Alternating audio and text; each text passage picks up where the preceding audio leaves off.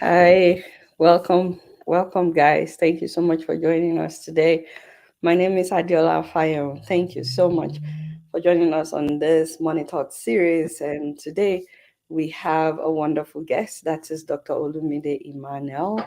He is a best-selling author. He has written so many books about wealth creation. I'm really excited about all that he will be talking about today. He's a mentor, he's a coach, and you can actually have him as a coach if you can afford him. He believes so much in raising the next generation and impacting them with the knowledge that he has acquired over the years. He's also a pastor, so yes, he's not just coming from the physical view, but also spiritual view. And so I am so happy and so excited to welcome my guest today, Dr. Olumide Emmanuel. Hello, sir. Thank you for joining us today. Yeah, thank you very much for having me. I'm excited to be with you again today. Wonderful. So today we're talking about wealth creation, and I just want to say, if you're watching us from wherever you're watching us from, there would be time for you to join us in the studio, and I'm hoping that we can do that early so that you guys can ask him as many questions as you want. But of course, we would like to hear from him first. We would like for him to speak to us from his wealth of knowledge. And so, a lot of people will tell you that they're tired of the rat race. And so, my very first question, Dr. Olumide, is I want to be rich, I want to have money, I want to be wealthy.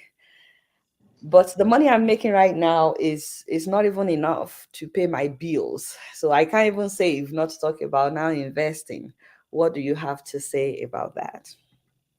Well, thank you very much for that question. One of the things I've come to realize is that a lot of people are doing everything they can to try to make money and to try to work to get an income, but not many people are giving the same level of attention and commitment to learning about money. You need to understand that the more you learn, the more you earn. Your learning capacity determines your earning capacity. So when you spend time to learn more about money, you will understand that there are principles that governs the creation of wealth. Wealth is created. Wealth is not automatic. Someone has to take the responsibility for the creation of wealth. And wealth creation also takes time. It takes time to create wealth. Wealth creation also goes through a process. And then there are ingredients for wealth creation. There are principles.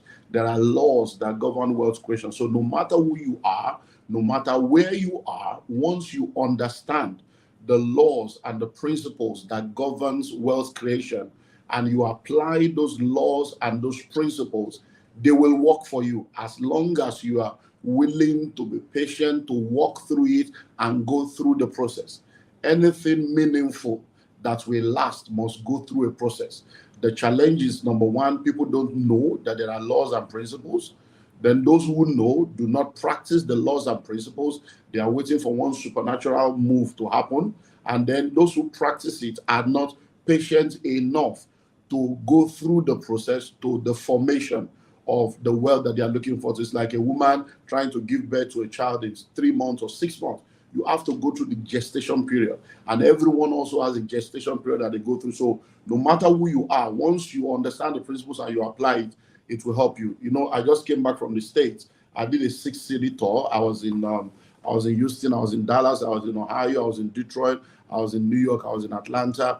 And one of the things I did as I went on the School of Money tour all over the US was to talk to people about understanding your economic environment.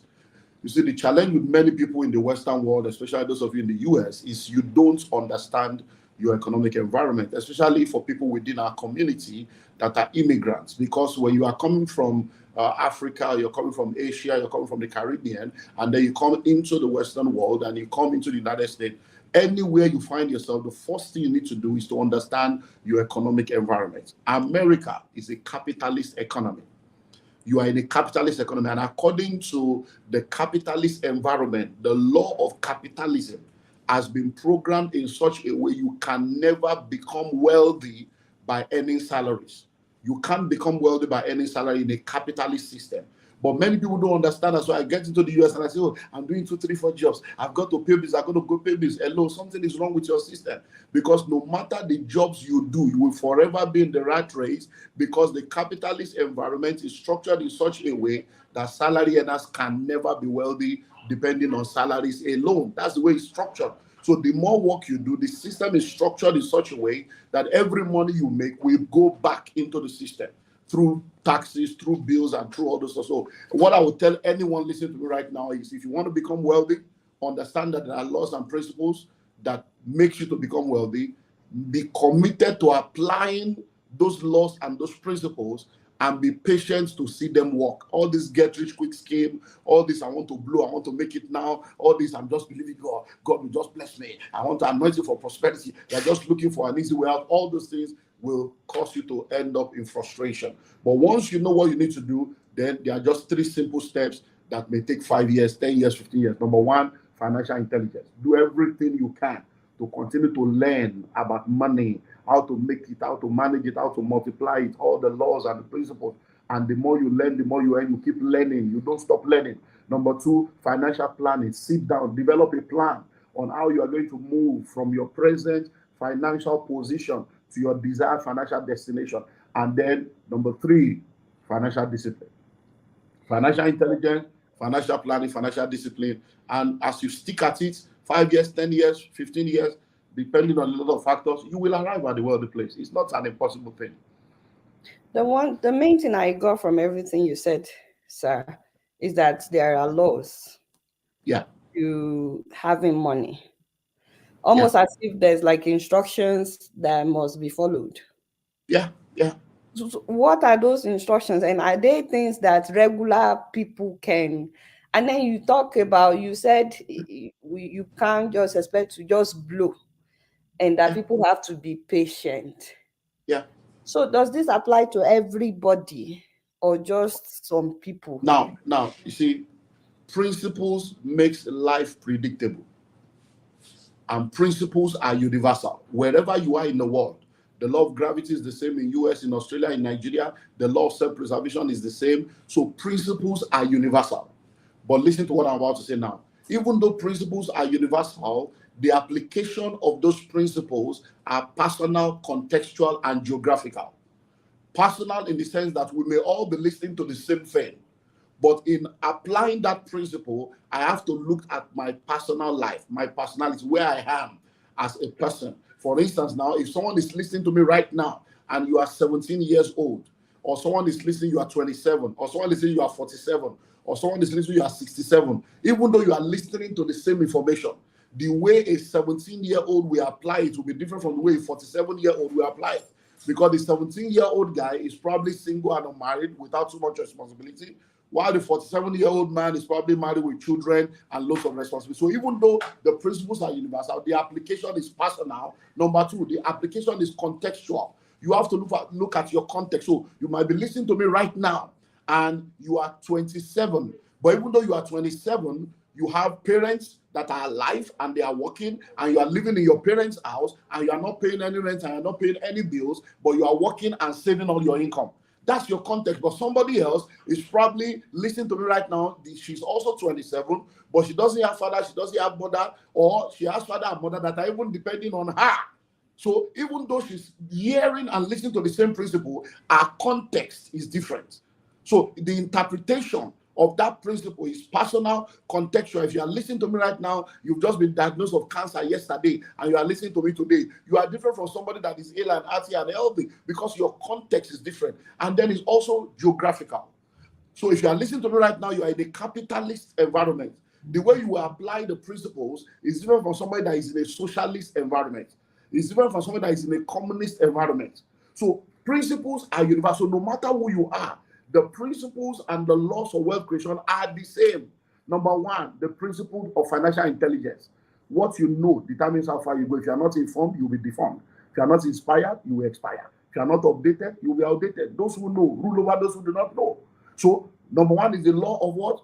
Financial education, financial literacy. Number 2 is the law of delayed gratification.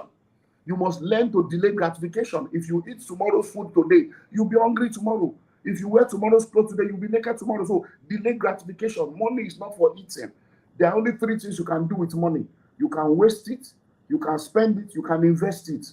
Foolish people waste money. Average people spend money. Wise people invest money. So the law of delayed gratification is a law you must apply. Anywhere you are, the one number three is the law of savings. If you don't save, you are not saved. What you save today will save you tomorrow. So you need to save because money is tripartite. There is nothing called future. There is nothing called tomorrow. Today is yesterday's future. Today is yesterday's tomorrow. So the tomorrow you are talking about, my future is bright, my future is bright. There is no bright future anywhere. The future is a concept. It doesn't exist. You create it with your today. So every time you get money, money is tripartite. That money that you are receiving, every time you receive that money, a portion of that money belongs to your past to take care of the bills you have already incurred. A portion of that money belongs to your present to take care of your ongoing obligation. A portion of that money belongs to your tomorrow, your future. So if you don't save, you are eating your future. But if you save 10, 20, 30% of your income, you are now creating the future. By the time you enter the future will have been created. Number four, the law of asset acquisition. You need to acquire assets and not liabilities. So every time you are getting money, you are saving. Savings is not an investment, but you save so that you can invest. Savings is setting money aside for a purpose. Investing is sending money on assignment for a return. So the law of asset acquisition must be applied. You acquire asset, not liability. iPhone 12, iPhone 13, iPhone 14. What has it ended up with your life? You are buying red bottom shoe, bag and shoe to match. Your destiny is not matching your bank account. You are buying bone straight. Your life is not straight. And you are buying three-piece suit, and then you don't have 3 floors of flats or 3 plots of land. All those things are a waste of your life. So you acquire asset. Number five, the law of cash flow and investment. It's not just enough to have an asset. You need to have cash flow producing asset and cash flow investment that continues to bring money into your life, regardless of you working. Next, the law of multiple streams of income. You need to continue to have different streams of income working for. So the laws are all there. My School of Money book is there. There are many books that have been written all over the world that ask all these principles. They are not new, but people are not ready. They are looking for shortcuts, and shortcuts will cut you short.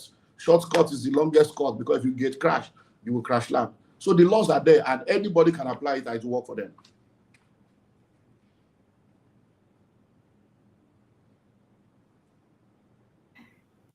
I just want to say you went over them quickly. I hope people are taking notes because You know, we have a short time, and I when they know. ask questions, we'll be breaking it down. And look, School of Money, look at the School of Money. It's the whole Bible of wealth creation. Oh. So the thing that is here is a whole master class. It's a whole so we have so many angles, and we just drop it. And then when they ask questions, at least this video is recorded. They can go to your YouTube and then they can listen to it over and over again. People listen to my video sometimes 10, 20, 30 times. They listen until the word becomes flesh. So So just as a recap from what I got from what you said, because I want to start letting people in. You said we you cannot eat tomorrow's food today. And yeah, not if you eat tomorrow's food today, you'll be hungry tomorrow now. It's not simple. what is tomorrow's food that we are eating today? Are The you savings, the money, that money, the one that belongs to tomorrow. If you eat it tomorrow, today, you don't have tomorrow. so you are saying that saving money is a must? It's a must. If you But want to create that wealth, it's a comes back to my first question when people say, I'm not even making enough. And no. you You are see, telling me, okay, let me tell you something. You see, I was ministering in New York years ago, and a lady, asked that. It's just a mindset thing. A lady, Americans when they are very forward. That's what I was talking. She was just lifting up her hand like this. I'm like, it was just lifting her like this. So after I said, so sorry, young lady, what can I do for you? Do you have a question? He said, no, no, no. You see, you don't understand because the way you just stuck in, many of us, we've got to pay bills. We've got to pay bills. And, by the time you're making money, you go to taxes and you pay bills. I said, okay, cool down. Are you good? Okay. I said, let me ask you a question. Are you able to pay your bills regularly and successfully? She said, yes. That's okay. So now, if a new bill is introduced into your life right now, if, for instance, you find out that there is an extra bill of $100 every month that you need to pay, what are you going to do? I'm just going to find a way to pay it, I'm just going to find a way to pay because I need to pay my bills. I need to have my credit scores. I need to get it. I said, okay, no problem. I said, so what I'm telling you now, let your savings become a bill you are paying to your future. Let your savings become a bill you are paying to your future. wow. And I once you understand it, since you are operating on a bill mentality, Let me make savings a bill. She said, oh, I got you, I got you, I got you, I got you. That's Pastor, I I got really like that. I you. don't And think that's what, people look at it from that yes, angle. you are Let owing your your future. savings You are owing become your a future. bill. Savings is a bill that you owe your future. Pay your future. Create your future. Don't eat it and be wondering, because once your expenditure is greater than your income, your upkeep will become your downfall. Once your expenditure is greater Is than your greater than your income. income, your upkeep will become your downfall. That's why Wow. you are in America 10, 15, 20, 30 years. You are doing 3, 4 jobs. You are still poor. Why? Because you don't understand. It doesn't work like that. You need So to understand these things. Yeah. it's not only people in America that are watching Shao, just so Yeah, they you are know. all over the world, People but are it's the watching same from thing. Nigeria too. I really like that. Let your savings become a bill. We always make sure that we pay our bills, no Yeah. matter what. We we make sure we pay our bills. So now, if a saving is seen as another bill that we have to pay, then we will make sure that we pay that as well. Yeah. So after I save, what do I do with this? If do I just keep it in the bank? Okay, now there are 7 reasons for savings, but we can't go into all that. Number one, you are saving. Saving is setting money aside for a purpose. And one of the reasons why you save is for what we call eventualities. You save for eventualities. You save for the raining day. You save for security. So we tell people that you need to save between 6 to 8 months of your living expenses stored up in cash. So, if, for instance, if you need 2,400, 2,400 to survive every month, that's you look at your budget and you know, okay, I need 2,400 every month. Then 2,400 times 6 or 2,400 times 8 is what you have saved up in cash, so that no matter what happens, you will still be able to live for 6 months while you're trying to reinvent and reorganize your life. And once you have that covered, then you are good to go. That's number one. Number two reasons why you save is to be able to maximize opportunities. Life is all about opportunities.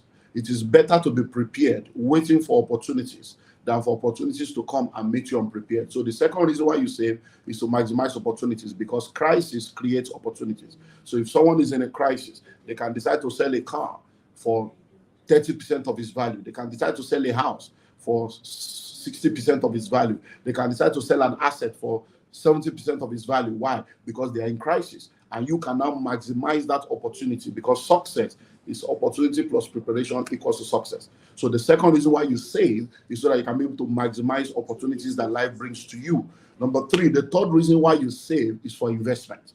You save so that you can invest. Savings is not an investment, because the return on your savings, the interest rate on your savings is not, and it's not a good return. The inflation is going to eat up that. Devaluation is going to eat up that. So savings is not an investment, but you need to save and develop that culture so that you have money to invest. So the third reason for saving is for investment, so that you can now send that money on assignment. So savings is setting money aside for a purpose. Investment is sending money on assignment for a return. So you are sending the money on assignments on an investment plan. So you are putting it in real estate, you are putting it in gold, you are putting it in treasury bills, you are putting it in shares, you are putting it in all kinds of platforms. So that money now goes to work. So this it goes to work for. So instead of you working hard for money, it is the money that is now working hard to bring a return. So those are 3 out of the many reasons why you save. Wow, thank you so much. Um, I'm gonna post the link for people to join us so that they can ask you questions. My last question is to, first of all, are you telling me, because you said we should save enough money that can last us 6 months? I can hear some people laughing that 6 months. How am I supposed to do that? Are you telling me that, situations like my rent, let's say I'm living in Nigeria, where I pay rent once a year, are you telling me is not an emergency? It's not, I'm not supposed to be borrowing money for rent because I have a whole year to prepare.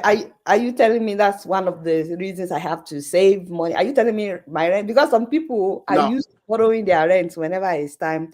And okay, my last okay, question is, can't I just pay my tithe okay. and be rich? Why do I have to follow all these laws that you have? talking Okay, about. so let So me guys, start with I'm the rest. sorry, sir. Guys, I'm Okay. posting the link for you to join so I can start letting people in the studio to ask him questions. But please address those two things. My rent is not an emergency, and can't I just pay tithes instead of all this wahala, saving money, theories, and so on, Okay, principles? so let me start with the rent issue. Since you brought in Nigeria, for me as an individual, there are two people that I hardly help when they are asking for money. Number one, people that are asking for money to pay rent, and number two, people that are asking for money to pay hospital bills when they are pregnant. And the reason is that when you are impregnating your wife, I was not there, I was not part of the picture. Ah, God. Why should I be a part of the payment? God gave you 9 months notice from the day of conception to the day of gestation. Gestation period is 9 months. So for 9 months, you didn't know how to package money to prepare for. Then when you are now in hospital, you are now calling everybody. It's not. It's part of lack of. It's what we call financial irresponsibility. Now in Nigeria, we pay rent for 1 year, 2 years. So are you telling me for 2 years you went to sleep? No. Every money you make every month, a portion of that money belongs to your future. I've already said it. So if you know, let's assume now, let's come to Nigeria since you are using Nigeria as example. So in Nigeria, you are someone that earns, let's say you earn 70,000 or let's say 100,000 for mathematics. You earn 100,000 and your rent is, let's say, 300,000. What that means is that every month there is about 25,000 naira of that 100,000 that does not belong to you. It belongs to your rent. So you should have a rent account where that 25,000 is going. So if you are earning 100,000, it simply means you are actually earning 40,000 because 25,000 is already rent. You will still pay tithe. You will still transport yourself to work. And another thing you need to look at that level is, are you really sure that you are living in the house you should be living in? Because every time people are talking of, oh, I want money, they're always thinking of having more money. There are only two ways you can make money available to you: increase your income or reduce your expenditure. This same person begging for rent, we have eyelashes, we have extension nail, we have all kinds of weave, Peruvian hair, Italian hair. This same person, we have shoes. I love shoes. I love shoes. You have two legs, but you are buying shoes like an octopus. This same person, we have bag and shoe to match. Yeah, their destiny is not matching their bank account. This same person, we have three handsets like 419 and be telling me you are buying iPhone 11, iPhone 30, iPhone. Most of the time, there is so much materialism and waste in our life. If you reduce your expenditure, some people are living in 3 bedrooms that should be in 1 room. Some people are living in 2 bedrooms that should be in 1 room. So you cut your coat according to your material, not according to your size, because you can be obese. So if the material is not enough for coat, you sew waistcoat. If you cannot do waistcoat, you do muffler. If you cannot do muffler, you do pocket handkerchief. Just represent. So that is what I will say to that, because this issue of prosperity and riches and wealth, you need discipline. And you need to really cut yourself and, start organically. Because I have to eat my 3 square meal. Is 3 a square or a triangle? 3 square meal. Where do you get all this nonsense from? Must you eat when you are not hungry? So you need to cut it down. Many of the things we are spending money as a financial consultant, and I'm a celebrity for Nigeria. When I sit people down, no matter how poor they think they are, you will still see areas in their life where they need to cut expenses. Because many times we are doing things, we are trying to, what will people say? How will people feel? And people are not interested in all those stuff. So to the second one, you see, one of the things you need to understand, I don't know how long we have, but let me deal this. Is the religion is more dangerous than the devil. And a lot of people that say they are Christians, they are not Christians, they are just religious people. And you see, Christianity is not a religion, it's a relationship with your creator. To say, let me just pay my tithes and then I will prosper. The Bible didn't tell you that when you tithe, you will prosper. It's not in the Bible. It is you interpreting it that way. He say, and open the windows of heaven and pour you out a blessing. Go and read your Bible very well. When the windows of heaven open, it's water that came out, it's rain, not money. Ah, so what did So, the Bible say? For those that will so be asking you. yeah, because he say, open. Don't let me break it. He say, I will open the windows, I pour you out a blessing, singular, a blessing. You are now turning to that there will not be enough room to contain it. You have been tithing for 30 years, 20 years. Is there enough room? So when he was talking to Jews, he was talking to farmers in a desert, and he's telling them, they understood what they say. Look, when you bring your tithes, because everything you have belongs to God, the entire 100%. So all this 10% stuff is elementary school. When you become rich, you want to become rich, tax alone is 40% plus tithe only 50. So if you are still arguing with 10 on YG, when you are going to become rich, they will collect tax of 40. So when he said, I will bless, he said, bring your tithe into the storehouse and prove me, and I will rebuke the devourer, and I'll pour you out a blessing that you have no room enough to contain it. I will open the windows of heaven and pour you. Now, windows of heaven according to the law of first mention. It's in biblical exegesis. Biblical exegesis is the careful, systematic study of the Word of God to discover the original intended meaning so that you can rightly apply it for the now. And the law of biblical interpretation, one of the laws of biblical interpretation is the law of first mention. When you want to understand anything in the Bible, go to the very first place where it was mentioned. The first place windows of heaven was mentioned is in Genesis during the days of Noah. When the windows of heaven opened, water came down, rain, and God opened the fountains of the deep, and water came out. So when he was talking to them, he's saying, when you bring tithe, and the tithe they were bringing were pawpaw, pineapple, orange, because they were farmers.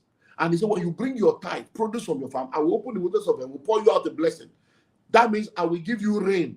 Rain will come upon the desert and your fruits will produce. That's what was telling them. So now, are you a farmer? Are you a Jew? Are you in a desert? So now you are working, you are bringing money. So what he's saying is that tithing blesses you with things that money cannot buy. So for a student that tithes, you don't get money, you get retentive memory. But even though you are supposed to get retentive memory, it is when you go to class that you have retentive memory. You cannot retain a lecture you did not sit for. He said the Holy Spirit will bring to your remembrance. Is it not what you read that you can remember? So if you now say, because I tithe, I have retentive memory, you didn't go to class, you didn't read your book, you will tithe and you will fail. If you are a salary earner, he says, when you bring your tithe, that means you labor with your energy. You labor, you go there. At the end of the month, you get an increase, 1 week, 2 weeks, and then you bring a tenth. The entire 100% belongs to God. Oh. You know, say, God, I acknowledge that you are my source. I acknowledge that you are the one that gave me the power to get this, and I'm bringing this 10 to honor you. When you are bringing that 10, it will now bless you with things that money cannot buy. Good health, favor, connections. So as a salary earner, you will have good health to continue to make the money. As a salary earner, you will have favor so that there are things that you're supposed to spend money on. It will make a way for you not to need to spend the money. And it will cause you to get your promotion at the right time, and you have progressive progress in your life. Connection, it will connect you with people that will make things easy for your life.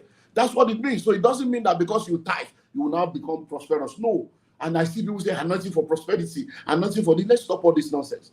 The supernatural is a combination of the super plus the natural. Super will remain super without the natural. Natural will remain natural without the super. It's a combination of the super and the natural that produces supernatural. So for you to say that somebody will anoint you to prosper, you are fooling yourself. You cannot be anointed to be a pilot. You can't be anointed to be a medical doctor. You can't be anointed to be a lawyer. You can't be anointed to be an engineer. No. But does it mean the anointing is useless? No. Whatever you multiply by 0 equals to 0. So the anointing is powerful, tangible, visible. But because there is zero knowledge in you, the anointing will be suspended until your knowledge catches up. So I can anoint you now and say, I anoint you to be a driver. You will still not be able to drive. But if you now carry that anointing and go to driving school, instead of learning it for 2 weeks, in 2 days, you catch up. Why? Because the anointing will accelerate it. If I now say now, I anoint you to be a medical doctor, by the time I release that oil upon your life, when you now apply to be a medical doctor and you go to school, that anointing will work through the 7 years of your lecture so that you can pass, you will do well, and graduate well. So all this, religious nonsense. No. Christianity is not a religion. And we should stop all these things because there are a lot of people, 10%, 10%. Why are we so concerned about 10%? And we are not using the same passion to teach people what to do with the remaining 90%. 90 is more than 10K.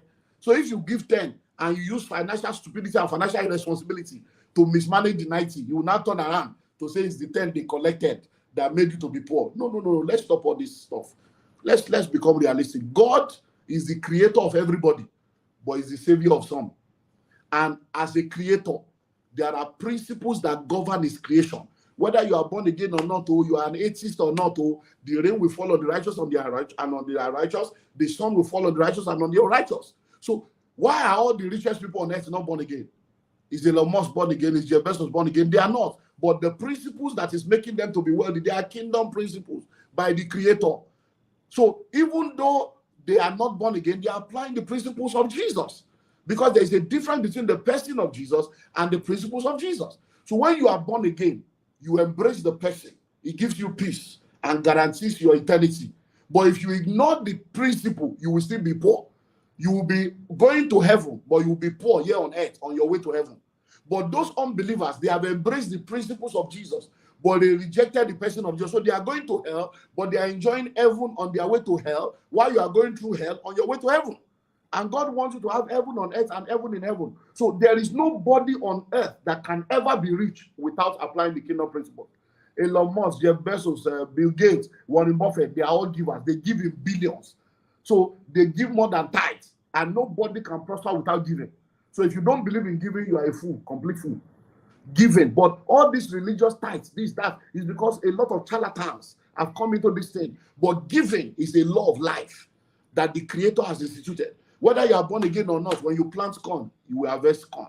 Whether you are born again or not, when you give, you will harvest. Whether you are born again or not, when you sleep with your wife, you will be pregnant and you have a child. Even if you are an atheist, even if you don't believe in the Creator. So why do you now say you are a Christian and you are not practicing the principles that the Creator has put in place to manage His creation? So as a Christian, embrace the principles, embrace the person, and balance it up, and then you will do well in life. Wow. Thank you so much. That was, thank you. I don't know what else to say. I hope you guys enjoyed that. There has been a lot of comments. I think a lot of people really, really enjoyed what you talked about. I've never had anyone break down this whole issue of tithe and offering like you did. And I think a lot of people really enjoyed it.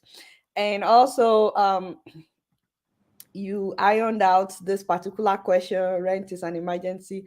I think after everything he said, people know that rent is not an emergency. You may need to cut down where you live. And then somebody else said there should be a portion for rent and a portion to buy land. This is to look where Day. And School of Money Book said everybody can save no matter what he or she earns. Just apply 70/30 rule. Thank you so much. So we have a lot of people in the studio already. I'm going to start letting them in. Just so you know, let me read the names of the people we have in the studio, because some people, when they don't see themselves on the screen, they think that they are not in. You are in yet. It's just that I need to bring you in when it's your turn. I have Sandra Uko. I have Kizes Lester. I have Tokwe. If I didn't pronounce your name correctly, I apologize. I have Bridget Chigozi, Oluchi, Akinse Moyi, K, and Benny Anagbao. I have Martins Odigbo, and I have Mo Dari. So I'm going to let you guys ask your questions. Please, please, and please just go straight to the point, because there are so many people that would love to ask him a question. It's a rare opportunity that we have to have him live and direct. Thank you so much once again, sir, for coming on the show. It's a rare opportunity to have him live and direct. So please don't be selfish with your time, so that other people can also ask. So just go straight to your question and then let him talk. So the first person is Miss Sandra Uko. Hi, tell us where you're calling from and what your question is. Please unmute yourself. You're muted, and I'm not able Good to. evening. Good evening, sir. Good evening, ma. Sandra is next. Yeah, Please, let's hear from I'm Sandra first. excited because Olumide is my mentor. Great one. I want to appreciate you, Jola, for bringing for bringing him on board.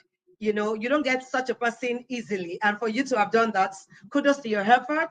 And I learned from a long time that you've got to put money aside, even if you're dying. You got to set money aside, no matter how difficult it is. If you can pay your bills, you can eat 3 square meal, you can save. And these days, everybody's trying to be fit. So we can, as much as possible, we're trying to be fit. We can do 101 or 001. Find out what time you need the most energy to work. And if it's at that time, you want to skip your meal or you want to feed, eat well. So that the other times you have something to save. I know that in Nigeria, we have, people are working, receiving 20,000 salary for a month, which is not even enough to take them for the month. But we have to just find a way around it. So I want to appreciate you, sir. Maybe you want to throw more lights on that. For someone who's receiving a stipend or a salary that is 30,000, not even enough to take them home, how can they manage and start putting something aside? One of the things you come to realize about life is no matter the level of life you operate in, every vision has a small version. No matter who you are. In Nigeria, I live in Nigeria. There are people that live under the bridge in Nigeria. They live in wooden houses, and they have been living in that life for the past 30 years. They have given birth to children. Their children have gone to school. Their children have learned a trade. Their children have graduated. They sell bolly. They sell epa. They sell isususu. They sell granite. They sell oranges. And they have raised their children. Why? Because they cut their coats according to their material. No matter who you are, they live in a wooden house. They are not trying to go and rent a house and pay for 1 year. They go to school where they pay per day. If you go to school 3 times a week, that's the 3 days you will pay. So every area of life has everybody's version. It is when you begin to do long throats and you are jumping into territory you are not ready for that you get. So even with 20,000 people are surviving, it is ridiculously small. It is ridiculous. It is a high level of poverty to end that, because United Nations says any $2 a day is poverty, any $1 a day is extreme poverty. So over 70% of Nigerians are in extreme poverty. But even in the midst of that extreme poverty, people that are realistic with their life, they stay at the bottom. They are not trying to drink bottled water or sachet water. They are drinking direct from the well or direct from the river. They are not trying to have 10 clothes. They are going to the boutique to buy second-hand and third-hand clothes. They are not looking for first hand. So you just look for the level where you can operate, because your present state is not your final status. And the fact that you have a bad or poor background does not mean your back should be on the ground. Just look for what you can do. The many times the people think it's motivation, aspire to perspire. No, it's the truth. If you cannot fly, run. If you cannot run, walk. If you cannot walk, crawl. Just make sure you are making progress. And we have testimonies of people that started like that. They labor, suffer, caught fire, would do this. But today, the story is different, because Sure. as you move on, destiny will meet you on the way. Sure. Thank you, Thank sir. you. Let me give others room to ask their questions. I'll come back later, sir. Thank you, Sandra. So Sandra is my agent in Maryland. So if you want to buy any property from us or anything, she's the one in Maryland. That's one of my mentees and agents in the country. So we have offices in different parts of the state, but she's from Maryland. So next, Adeola, who is the next person? I should let people know, by the way, if anyone is interested in any of your books, that can they find on your website? Yeah, my website is www.olumideemmanuel.org. www.olumideemmanuel.org. All my books are there, soft copy, MP3. They can pay. There is a secure payment platform. They can download. They can pay with Zelle. They can do Cash App. And I have offices in New York, in Houston, and in Atlanta. And I have agents in Ohio, in Maryland, and in Atlanta also. So I can send all the details to you. They can call any of the agents. The books are also there. If you want physical copy, they can ship it to you. Yeah, that's olumideemmanuel.org. They can ship the physical copy to you either from New York, Ohio, Atlanta, or Houston. And you can do the download. And then you follow me on my social media, Instagram at Olumide Emmanuel. And then you can private chat me, DM me, and then we can give you the phone number of all our agents in the US. So please, if anyone is interested in buying any of his books, all these things he has said today, he has written books about them. Yeah, School of Money. School of Money. In detail. If you don't get anything else, at least get the School of Money. It explains all those things that he has talked about today. So thank you so much, Ms. Sandra. Kazes Lester, you are next. Please, what's your question? Good evening, sir. Good evening, ma. Thank you for the opportunity. Please, I want to ask. I want to use my own situation as a point of reference, because I'm a student here in Italy, and the situation is, let's just say, that I can't even explain, and the income is very low, and the income cannot even pay when I pay my utilities and pay the other bills. I don't have anything left to invest. And I'm someone that loves investment. I want to ask, because of the stress and the depression and everything, I want to ask if I want to ask for advice from you, sir. Should I just drop out and face investment first and take on about the education and take on the education later, or should I just try my possible best to finish the university and finish everything before I think about the investment? Because I love to invest, because as we are growing, as I'm going, age is adding up. So my plan is to have more investments on ground before I graduate. Okay, well, one of the things you need to understand is that life is in seasons, and for every season of life, there are things that should be done within that season. As a student, for you to be a student, somebody is supposed to be sending you to school, not you going to school and paying for yourself. And now, for you to be going to school and paying for yourself, it means that something has gone wrong somewhere. The person that is supposed to pay is not available, or they cannot afford it. And now you are now going to school as a student. You cannot be a student and at the same time want to be a full-time worker. You can't do that, because as a student, most of the time you are probably 20 hours a week to work. And so your school fees is not supposed to be paid from the work you are doing.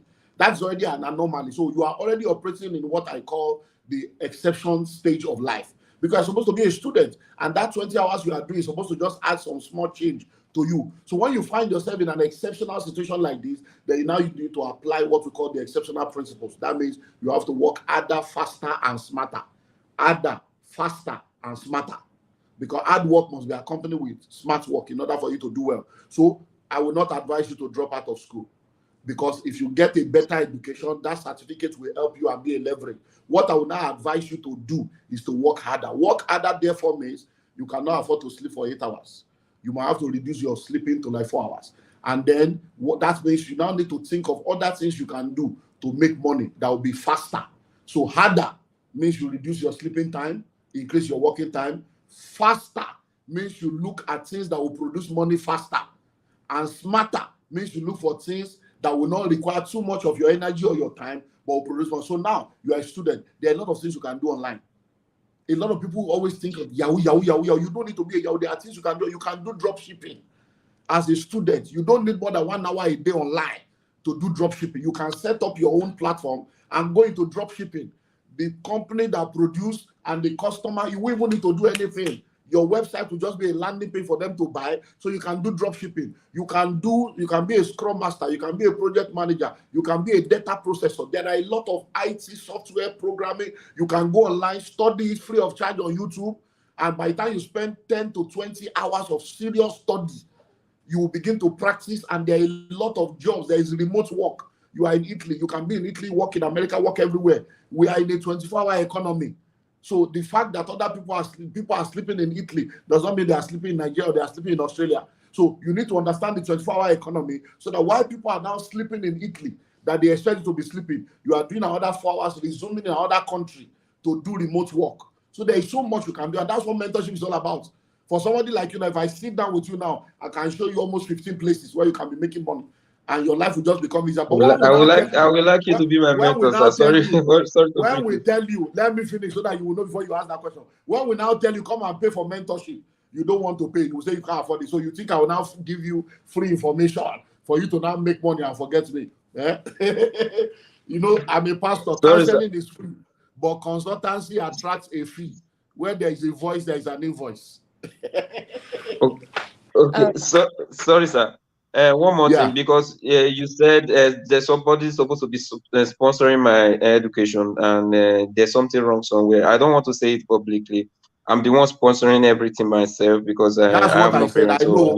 I Yeah, need to I do know. everything That's by myself. So because the time management and everything, stress and everything, I can't. I have learned a lot of skills that I can use. I learn digital marketing. I learn the cybersecurity. There's paying for other courses. I've learned a lot, but the one that is most important to me is that having my own bachelor's degree. Let's just say bachelor's degree for a start, in order for me to focus on other things, other part of my life. But the problem now is that I have a lot of let's just say I'm lacking on management, stress management, and other areas. That is just the problem. yeah. So Thank you for do your work advice. on I that. really appreciate. If I Okay. have the opportunity, maybe I will book a one-on-one interview Session. with you if it is possible.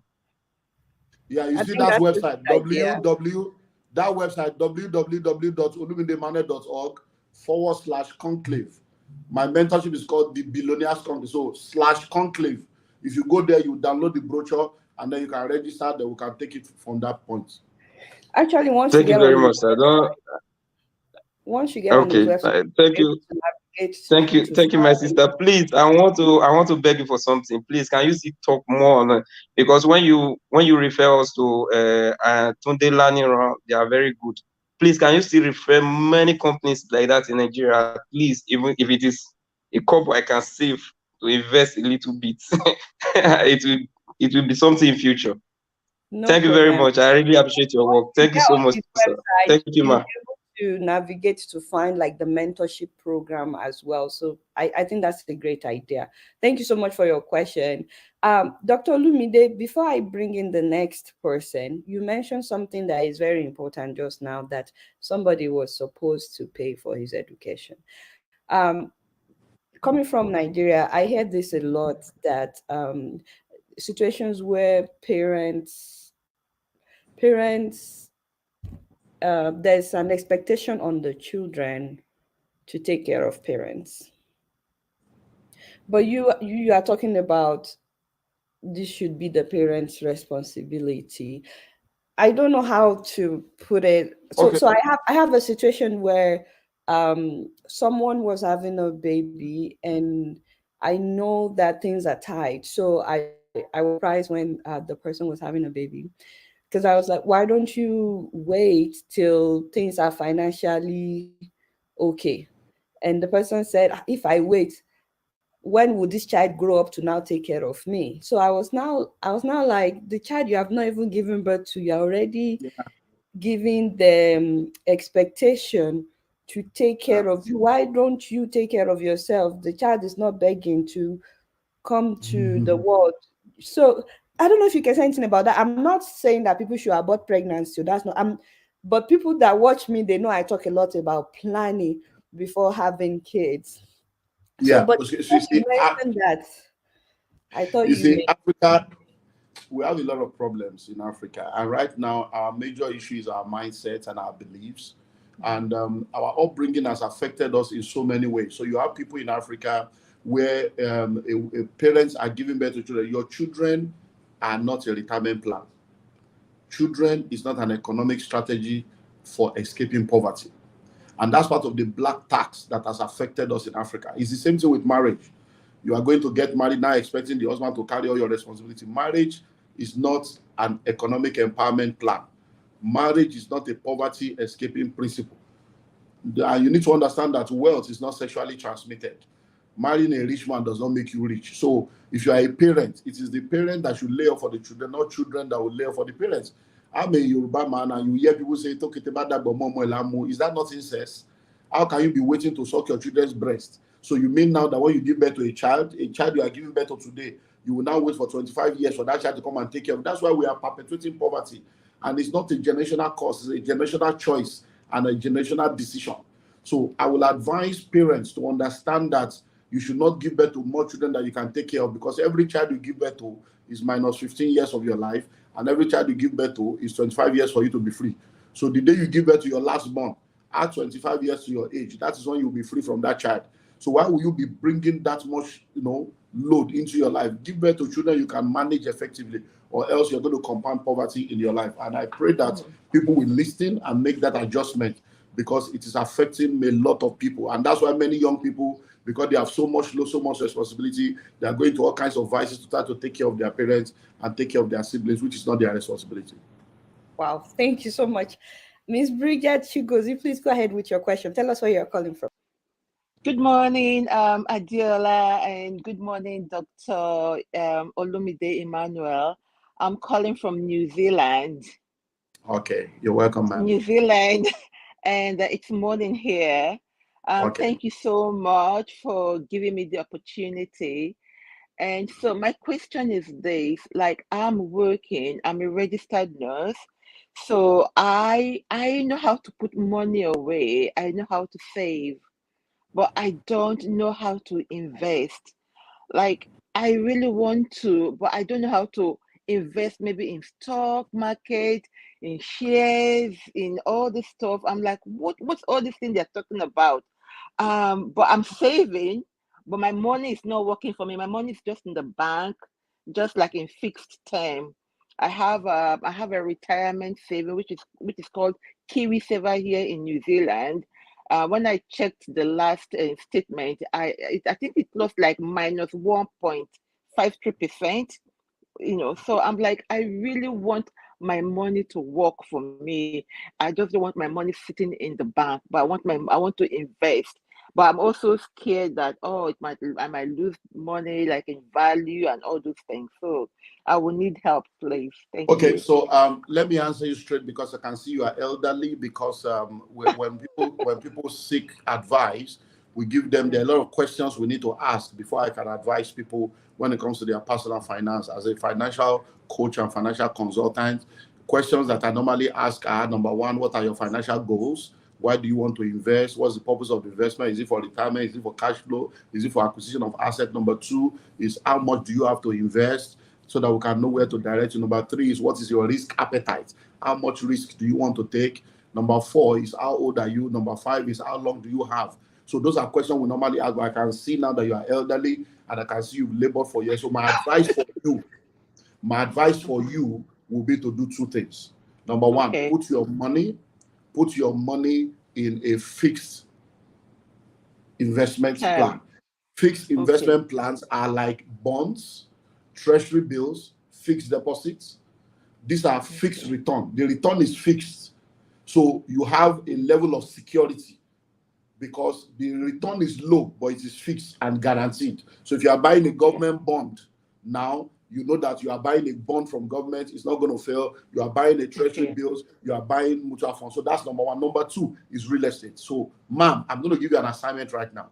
Once you Okay. drop this phone now, after Yes. this session, I want you to pick your phone and Google cheap houses in New Zealand. You say you're in New Zealand, right?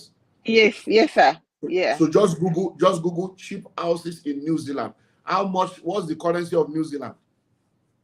I Is really it don't know. euro? Oh, New Zealand. No, New Zealand dollar. Like one New Zealand dollar. I mean, Okay. one New Zealand dollar could be like maybe 0.62 US dollars. So your own is more than American dollars.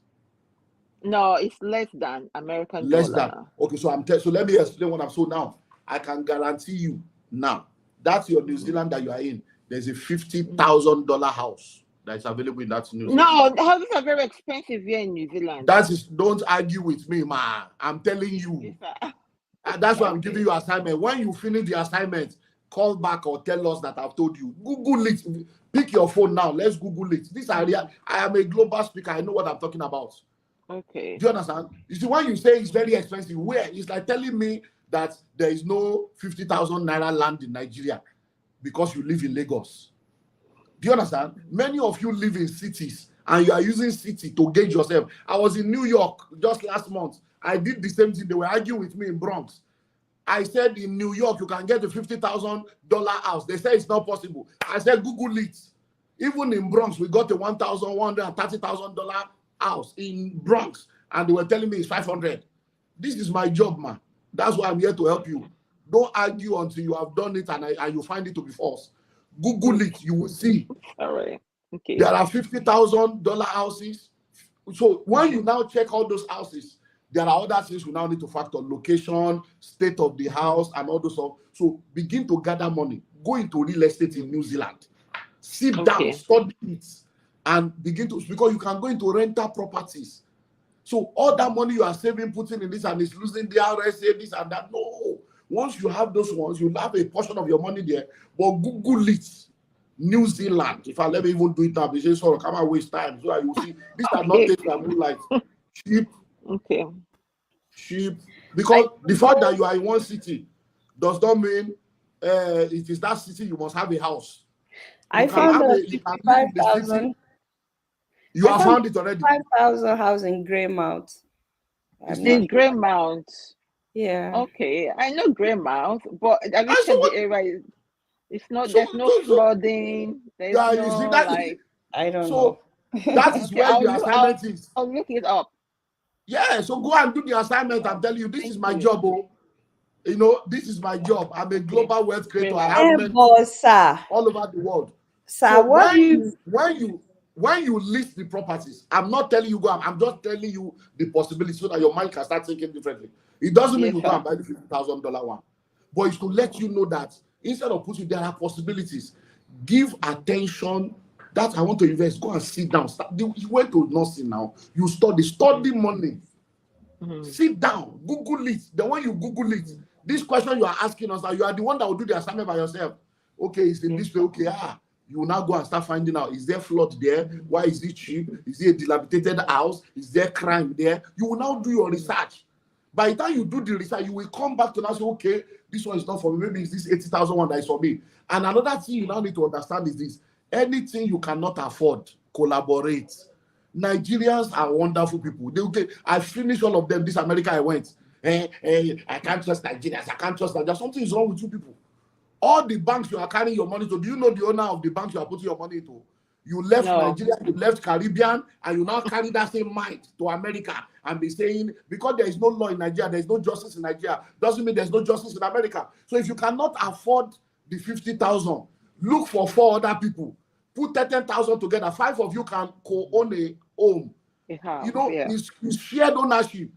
And you buy the house cash, you'll be collecting rent. In 10 years, you'll be amazed at what will happen. When you say, no, I can't trust anybody. Are you trustworthy? So if you are trustworthy, are you saying you are the only trustworthy person in the world?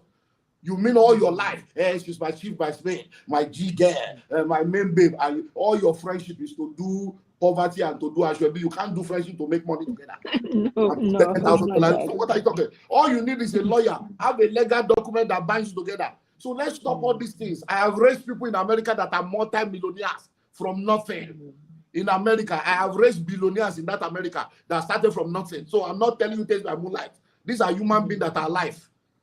That had nothing. And in 10 years, they became something. It's step by step, no rushing. Practice it. If 5 or 10 of you come together now, I can, by the grace of God, show you how to be a millionaire in 10 years, anywhere in the world. Anywhere in the world. I've done it before. These are not things. If you are ready, if 10 of you start putting $10,000 together, that's $100,000 every month. $100,000 every month. You'll be shocked at what will happen in 10 years. There are franchises you can buy, and you will own companies all over America. So what are we talking about?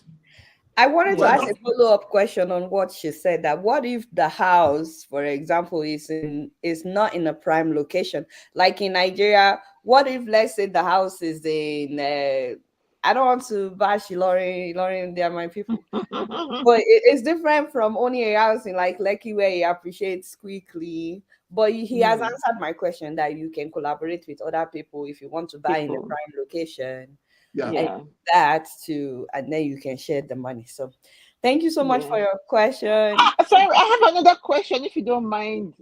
Like another thing I have is a quick one. I have a mom, like I know how to save, but I'm somebody I can easily depend into my savings to help people. I like to help my children, help people.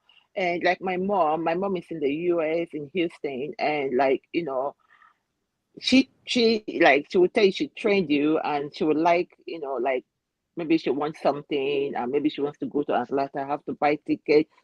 So I'm easily dipping my hand into my savings to help people. So that's one thing, my issue. As you are now, you are already elderly. If your mom is still depending on you, do you think it's normal? Let's face reality. That is abnormality. Honoring your father, the Bible says, honor your father and mother. Honor is not a levy. Honor is not a levy. I know, you honor people out of your willingness to honor. What? She raised us up, like sent us to school and did all. Nobody raised you up. God Nigeria. raised you up. Let's stop all this African mindset. Responsibility. It is their responsibility. Did you give birth to yourself? They raised you up. Now you born yourself, man. She born you. Now he go raise you. Now in job. Don't let's stop all this blackmail and all this African mindset. It has not helped us. It has not. At the way you are now, you should be in your 50s or 60s. How can your mother tell you to I'm not so 60. But you are not young. I'm just waking up. I'm young in Jesus' name. Amen. Amen. No, I understand. I really want to, because I have something in fixed. My advice for you is this. Honor your father and mother is not a levy. It's a covenant obligation out of your free will. Every giving in your life should be done in percentage. If God asks for 10%, it means your mind should be thinking percentage. So have a percentage of your income you give to your parents every month. Okay. So every money you make, part of honoring your parents is that these people gave birth to me. let me give Yeah. mama $100 every month or $200 every month. Okay. And once you have Okay. done that, you have fulfilled the obligation. Don't carry load Okay. that is not your own. As I'm standing, I'm here now. My parents have been on salary for the past 22 years. Mm. I give them a small every month, and every year they change as they grow. So, and once I've Yeah. given that one, I've given. I didn't give birth to them; they gave birth to me. Okay. Good. Thank you. Thank you, Thank you sir. so Thank much. you, All right, Adeola. Thank you. bye. God bless you, man. Bye. And thank you for saying that, sir, because I was going to clarify that. Please, we are not saying that don't take care of your parents. We're No, you just should. saying that um it's Don't carry evil load. Don't carry evil yes, load. you know, they live their life. You should also be able to build your life. In fact, you'll be able to take care of them better if you don't feel this heavy burden. But unfortunately, some parents they put this burden on their kids. It's like expected, you know, especially like she said, I trained you, so you have to. But like you said, they brought you to the world. It's actually their responsibility, which is why before becoming a parent, nobody becomes a parent by accident. There's always something you do before you become a parent. Think very well before doing the deed that would make you a parent, and make sure you count your cost so that you're not now expecting the child to bear the cost of being born, you know. So anyways, our next guest is Oluchi. Thank you so much for joining us. Please tell us where you're calling from and what your question is. Thank you, Deola. I'm really happy to be here, and thank you, Dr. Olumide Emmanuel. You're I have welcome, man. listened, yeah, I've listened to you a number of times, and I think I always enjoy listening to you. Thank Now, you, man. I'm calling from Amsterdam in Netherlands, and my question actually has to do with the stage of life where I am. Somehow, I think my case is a bit close to the person that just you asked the question just before me, in the sense that yeah, I've been a lecturer in a Nigerian university for many, many, many years, and you know how it is with lecturing. And in my own case, I had to, well, family responsibilities left, right, and center. I mean, one cannot go into all of that here. But then I just now finished my PhD, which is, I just finished it about a week ago. I defended my PhD. So I'm at Congratulations. that stage. Thank you very much. I'm at that stage of life where I'm thinking of other things to do, you know, just to have other sources of income, because if I want to depend on my pay as a lecturer in Nigeria University, the last time I had a salary increase was in 2009. Mm. So between 2000, and of course that applies to almost every one of us in Nigerian universities. So it's not peculiar to me. So my question is, what really can I do at this stage, you know, to have other sources of income that I'm not depending solely on this thing about Nigerian government and salaries and all of that. Like you said, I mean, nobody can ever become anything being a salary earner. That's the truth of the matter. It's a bondage that I didn't realize early enough in life. How I wish I did. You can't become anything being a salary earner. That's the truth of the matter. It doesn't matter how much you are paid. So what can I do at this stage? What would be your advice? Okay, so are you in Nigeria or you are in Amsterdam? Where do you reside? Yeah, that is also part of the transit. Sorry, the junction of life where I am at the moment. I'm kind of having difficulty making up my mind either to go back to Nigeria or to stay here. Staying here, well, going back to Nigeria, I have a job already. I have a job because I'm here on study leave. I have a job which I can always go back to. But like we all know what it is back in Nigeria and all of that. So, and then I'm trying to make up my mind now to stay here. Now, where is the job to stay here? So there's too many things, you know, which are some of the things that are making me to think of other things that one can do that is outside this thing about just working and earning salary. So I don't know how you want to tackle my second. Okay, so because I wanted to know where you are so that I can be able to know how to advise. Because if you're in Yeah. Nigeria, because most of the time when I talk to people in the Western world that are not in Nigeria, I don't even talk to them about investing in Nigeria because of the currency devaluation and all those stuff, except they have a stake in Nigeria. They will say, okay, invest in Nigeria for this reason. So if you're in Amsterdam, then I will ask that number one, don't say that there is no job. You see, what you believe determines what you attract. And Okay. that's the way life operates. So to think that you go and do a PhD and there is no job, there are jobs. Just believe Okay. that there is job, that you just don't know that you exist yet. So the first thing to do will be to begin to put yourself out there. There are private universities, there are private colleges, there are different institutes, different academies that will need your skill. If I may ask, what area of discipline what's your area I of? theater studies, and I just finished a PhD on mainly what they call legislative theater. So that's theater as in acting and entertainment, or theater as in medicine? No, theater, acting, and entertainment, but now Abba. related to lawmaking. Yeah, so entertainment law. Entertainment is a global thing. You don't need to work in Amsterdam. Even if you're in Amsterdam, there is remote work. So what I will advise you is, number one, put your CVs together and then identify the different industries you can work in and go online. Now, you see, this is your phone. You see, Google is your friend. The University of Google is absolutely free. So when you finish now, these are things I do, and people say, maybe it's because it's a pastor, it's a miracle. It's not a miracle, it's a principle. Once you finish now, Google it. What jobs are available for a person of this qualification? And ask Google. You will be shocked in your Amsterdam. There are jobs looking for what you already have.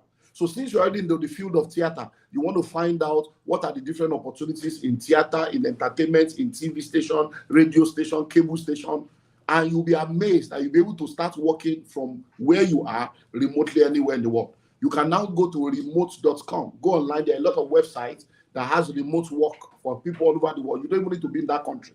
So just go now. So you, apart from Google, go to remote.com. You'll see a lot of job. Enter what you have, and you see a lot of other opportunities that will come up. And since you are in Amsterdam, are you mobile, man? Do you have a car? Do you drive, man? No, I don't. So you don't because you cannot, or you don't because you don't have a car, or what's the dynamics? Because I was I don't trying to have say, a car. okay, so but can you afford to get a car? You can Not drive, at the and you have moment. Not at the not okay. moment. Yeah, because I wanted to tell you that you can also do Uber, Taxify, you can do Uber anywhere in the world. So, and once Okay. you're able to access a car, you can do Uber, and that can be giving you some money to keep body and souls together. So there are a lot of work. I spoke earlier on with the other guy on what I call, drop shipping. So you can go online now and just Google drop shipping and study it. There are a What did you lot of call it? drop shipping. Drop. Drop, yeah, DROP. ROP. Okay. Yeah, drop shipping. Just study it. There are so many things that can be done. It's knowledge, is just that we don't have those knowledge because if you research is this Google, you'll be shocked. I have people making money all over. Once they have the knowledge, they go there, they check it, and they're ready to do the job. You'll be amazed. So go check all these things. See, somebody said, check, create. Okay, they are doing. So drop shipping. So drop shipping is you create a site, you put a lot of goods that people will need. People come to your site to buy the goods. The manufacturer will be the one to send the goods to them. So just study it.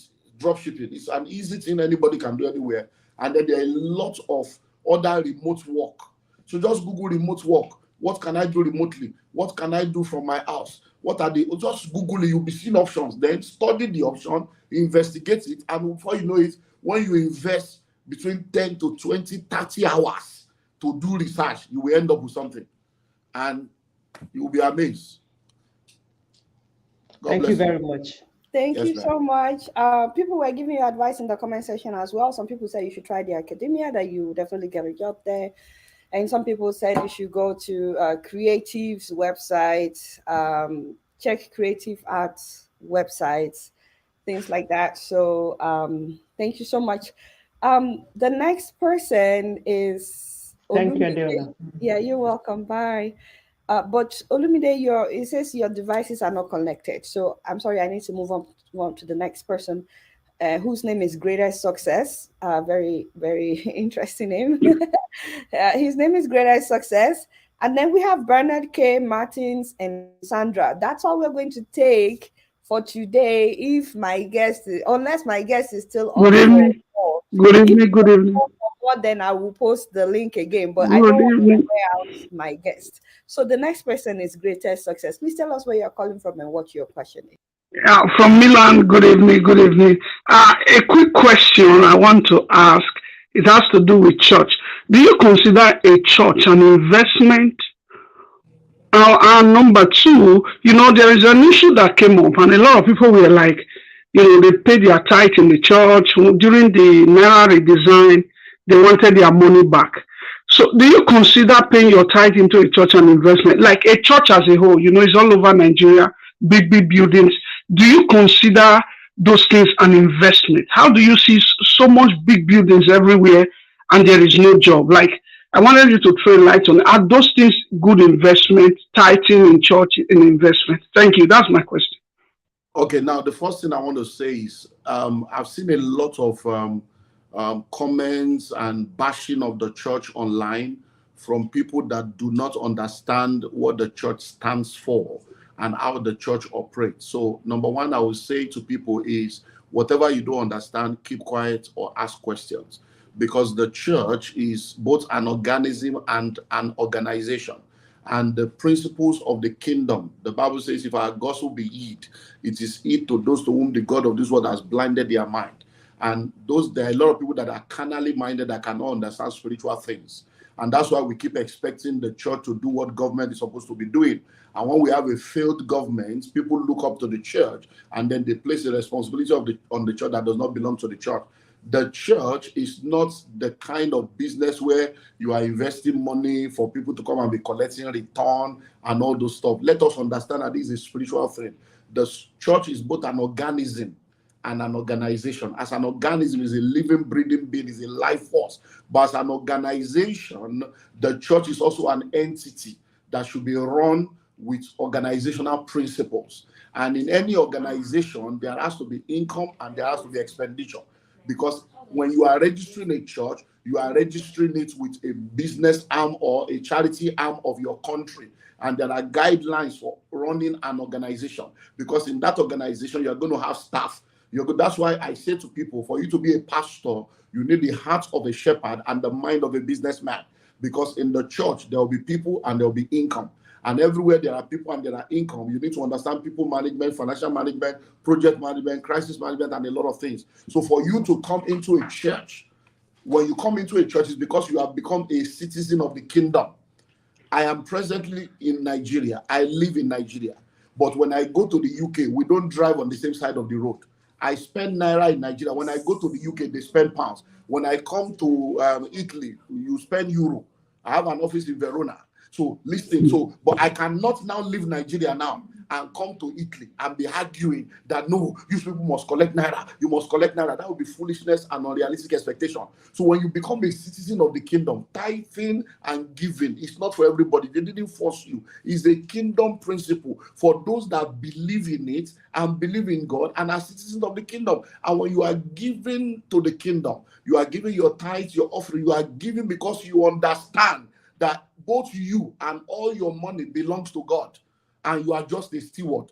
And when you are bringing the tithe, you are bringing it as an acknowledgement of the fact that it is your source. And say, Lord, you gave me this 100. I'm all I have is yours. But I'm bringing this 10 to acknowledge you as my source and to acknowledge you as my God. You cannot now turn and say they should come and be refunding your money. These are carnal-minded things. These are, if you are not ready to serve God, serve devil. It's not by force that everybody must go to heaven now. There's still vacancy in hell. But don't now live your natural life and come into spiritual space and be messing up spiritual things and be muddling waters because you lack understanding. So, and then people say they build big churches. They didn't build big factories. Stop talking what people don't understand. Do you know how many, all the factories you see and all the business, do you know that it is the people that are built by the church that are building those factories? Where will the people now gather? So we need to balance all these things and stop bashing church. And I say to you, if you are listening to me right now, you are a Christian, be careful what you say about the church and how you bash the church, because the church is the last hope of the human race. Governments have failed, economics have failed. What the church is doing, the government cannot do it. And we need to honor and respect the church. The way we talk about church, talk about Jesus, talk about Holy Ghost, then born you well, make you talk about Muhammad or talk about Allah like that, they go bomb you. And you people come and talk to church anyhow, you insult men of God, you insult pastors, because God is a God of peace, and you don't understand that if you kiss somebody now that is HIV positive and you have captured HIV, there is no alarm bell that will ring that you are not HIV positive. You will not even know that something has shifted in your destiny. So many people are carrying curses upon their head that are time sensitive. They will not know until they marry and they can't give birth to a child. They won't know until nothing begins to work. So many times we are just incurring problems for ourselves that ought not to be. So let us learn wisdom, and whatever you don't understand, you keep quiet or you ask questions. God bless you. My Thank you sister, so much. God Thank bless you so you. much. Thank you, Greetings. Adeola. Thank you so much. Thank you. You're I welcome. appreciate it. All right, bye. So I'm glad that we are not talking about church today, because it's a very sensitive issue. That's No, very controversial. it's And just the for those level that of may dishonor just of be this joining generation. us, sir. I say it's just the level of dishonor of this generation, lack of understanding. And it is Christians, people that go to church, that are peddling all this nonsense. Let them go and try it with Mosque For, or Muhammad. They for will those cut them that to may pieces. just be joining us, he has talked extensively about tithes and how it's not a reason for you to feel like you make money just by paying tithes. So he has explained that in the past, for those that, because I see someone in the comment section saying, oh, he's here to defend tithe and offering. He has actually talked about that, how paying tithe is not going to guarantee that you make money if you don't follow the principles of how to create wealth. I'm going to let in the next person, which is Martins Odibo, and then it will be Sandra Uko. Mr. Martins, where are you calling from, and what is your question, please? Thank you very much, my Sister Adeola. Even the way you so gentle today, the way you don't talk like Bami, Dino Milaya and all those. So today you are different. I really like that. So thank you very much, Dr. Lumide. And Thank I you, really sir. appreciate that I can ask a question from a pastor. By God's grace, I'm a born again Christian, and I've given a message on YouTube, Biblical Giving. But my question, I'm based in UK. I used to live in Holland, and I could have connected with that Sister Luchi, but because, on internet now, you need to be very careful so that they don't use Sister Adeola website to be 419, so I don't want to share my number. Because I used to live in Holland. I had a business in Holland until 2004. I'm the owner of Blessed Auto in Holland. I used to live in Tilburg, and I'm Dutch citizen. But now I moved to UK. I live in London. I'm a qualified social worker. But I've always been in business, right from Nigeria. I've never worked for anyone in Nigeria before traveling in '89. And coming down to Holland also, while I was working, I said, this is not the reason why Christ went to Calvary, for me to be working in factory. And now I'm working as a qualified social worker at Myland Hospital. But I've always wanted to go into business. This year, I've been having passion to set up my own business. I finally set up Care of Consultancy Limited. But then I just wanted to throw light on risk management. Because if you set up a business, I even sold 2 of my properties in Nigeria, brought the money to UK to invest into the business. But you need time. So how do you manage? I am at the junction whereby I want to take the risk of leaving my social work job and concentrate fully, because a double-minded man, as the Bible says, so that's where I am now. And so if you can throw more light on risk management, moving from a paid job and also into a business, how do you manage the risk? Thank you very much, sir. Okay, thank you very much for that. When it comes to risk management, you need to do 2 things. Number 1, calculated risk. Number 2, informed risk. That means you need to get all the information that you need to get, and then you need to do your calculation very well. So I will advise you, if you are working and you want to move into entrepreneurship, don't just abandon the job and go straight into entrepreneurship, because the business itself needs to go through its own teething period and needs to go through its own stage. So in business, in the pyramid of business, we have the formation stage, we have the growth stage, and then we have the transition stage, and then it can plateau or continue to grow. So when your business is in the growth stage, the first 5 years of the business, you need to continue to reinvest into the business until business can stabilize. Because by the time you put a lot of expenditure on the business, it's going to kill the business, and that's why over 80% of businesses fail within the first 5 years. So my advice for you would be to give yourself a time lag. So if, for instance, now you are presently working, let's say you're working 15 hours a day, and you've started a business, you are putting maybe 2-3 hours into the business on a part-time basis. You can now say, okay, for the next 1 year, I'm going to stay this way. In 2 years, I will reduce my working from 15 hours to maybe 12 hours.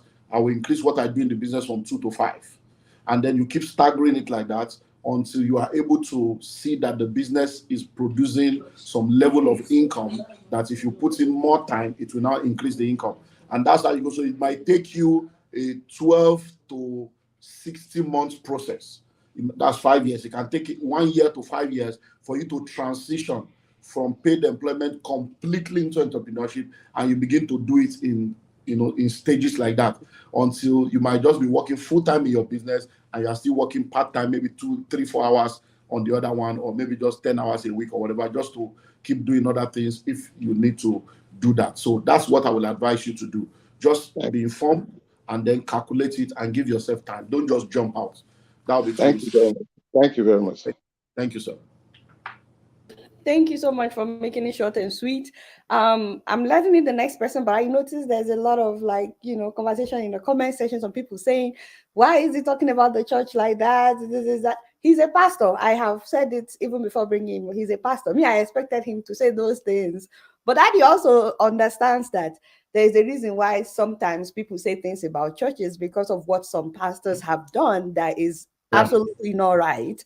That's why some people have a beef with the church. And me as a So journalist, I'm sorry, one of let me the people that will say talk about something. whatever Deola. is happening. You don't have to address it. I'm just saying No. I noticed just want the to say something. comment. Lord, I understand you perfectly. Please let us understand. Fake is a proof of original. Every aspect of life has fake people. There are fake doctors, fake lawyer, fake musician, fake actor, fake investor, fake bat. The fact that you have experienced fake does not mean you should now throw the baby away with Hello. bathwater and trash everybody. Also, in this world is demand and supply. The only reason why fake continues to exist is because there are also gullible, unserious, and shallow people that are responding to that stupidity. If you are a Christian and you read your Bible, I still said it in church this morning. I say, follow me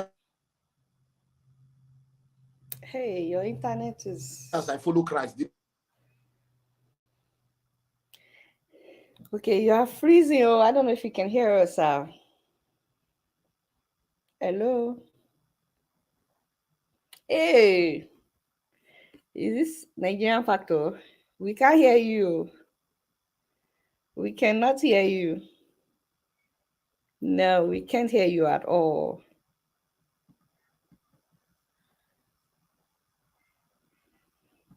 Hello.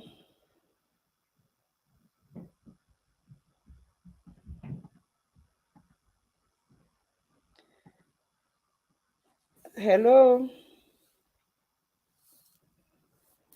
Dr. Olumide.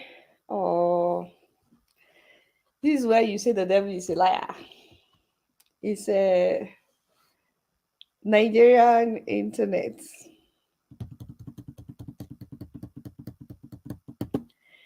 Hello, can you hear us? I think it's coming in. Huh?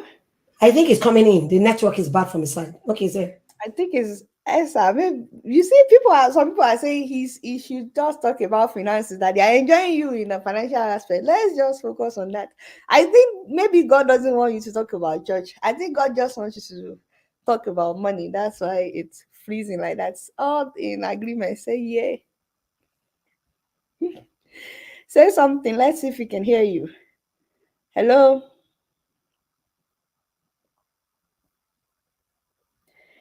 Hello, hello, hello, hello. Okay. My mother. It looks like it's you and I. Yeah. Oh, He's back. I think maybe network. Okay, now we can hear you. Say something. Dr. Olumide. Oh no, I cannot hear him. Yeah. If you can hear me, can you log out of your device and log Coming. back in? Yeah, that happens sometimes. Can you turn off the whole thing and try to log back in with the same link that I sent to you? Let me call him and tell him. My mother, were you on the show before? No, I have been on the show since it started. Why are He you sent me back the link. now? Why No, are you he sent me the taking link. other? I was actually. No. I'm sorry. You should not take somebody else's place. Okay, It's you can not put me fair back. No, I'll go out. I'll go now. out. Please, But no. he said I should connect with you. I don't know how we can connect. I sent you my email. Oh, Pastor okay. Olumide said I should And connect with I you. can also get your contact from him as soon as we're done. Yes, so that we can talk because he has another show coming up in May. So he needs help from you. So he said I should speak with you. Okay, So ma. let me go off so that other people can All have some. right. Thank Bye. you. Citizen. Dr. Olumide, can you hear us? Thank you. Financial Paul YouTube. I think you're watching us somewhere else. So the audio is overlapping. If you can stop the one that you're watching. Hello? Okay. Can you hear me now? Yes, I can hear you. We're just waiting for our guests. Thank you so much, guys, for being so Okay. patient. I am so grateful to every one of you. Thank you for the. I'm seeing a lot of nice comments. Adeola always bring great speakers. Yes, my people. I go a long way for you guys. Any length. So, okay, let's see if he can join us again. I Wow. sent him the link. And I'm trying to see. Please click the link one more time, sir. Oh, this has been. Oh, I think he's back. Wow. Hello, sir. Thank God. Thank God. Yeah, we can hear him. Okay, real quick, what's your question, my brother, so that he can just so we can write up. Okay. Thank you so much. This financial for one of the mentee of Dr. Olumide Emmanuel. Let's say like 6-7 years ago, and your teachings is the starting point of my financial freedom journey. So also with Sandra, I'll be having a show with Dr. Olumide Hello, what's the Emmanuel. question? Yeah, my question is, I'm in the real estate space, and I know, sir, that you are a guru in the real estate industry. Now, why you started in the real estate space? How were you able? Oh, it's not online. Hello, sir. Network. Yeah. Can you hear So me now, what's your sir? question? Yes. I can. What's your question? My question is, while you kicked off real estate, the real estate space, and in the real estate field, how are you able to? Because most of the time, most of the issue you have is what is it called? Cash flow issue, money issue. You have little money chasing much projects. How can somebody position itself as a company to be highly liquid as a real estate organization, instead of you facing the problem of, let's say, liquidity problem while you are achieving some projects? Okay, well, that means you are talking as a real estate company. Yes, exactly. Okay, well, in the real estate, there are 4 areas you can play in. You can operate as a regulator, you can operate as a realtor, you can operate Yes, as sir. a developer, and you can operate as an investor. And then when you go into the real estate business itself, you also need to choose which area of the real estate you want to play in. And one of the things you need to learn to understand is what we call cash flow management. So it means that I'm hosting a real estate conference in July. It's called the Global Real Estate Executive Boot Camp. It's a 7-day fully residential event at the Sheraton Hotel. If you go to my website, you get more details about that. And those are some of the things we're going to be letting people learn. It's called cash flow management. It means that as money begins to come, you need to understand your overhead and you need to understand how to manage your cash flow in such a way that you don't over invest in fixed assets or in capital projects without having the cash flow to run the business, because cash flow is the lifeblood of any business. Even a profitable business can go bankrupt when there is no cash flow. So what you really need is cash flow management. Then you need to do your calculation to know what your overhead will be, what your running costs, your salaries will be. You need to look at all the projects you have and to have the financial outlay of what it will cost to be able to run each of the projects on a monthly basis. You look at that vis-a-vis your income cash flow, and then you have a reserve to be able to undo eventuality. So it's simply a cash flow management principle that you need to apply. And there are a lot of technicalities to it, but the bottom line is never spend everything that comes, never spend it all. Make sure you have enough cash flowing to be able to handle the different aspects of the business. Thank you. Okay. And you can Thank go you to so the much. website and learn more about the grip. Yeah.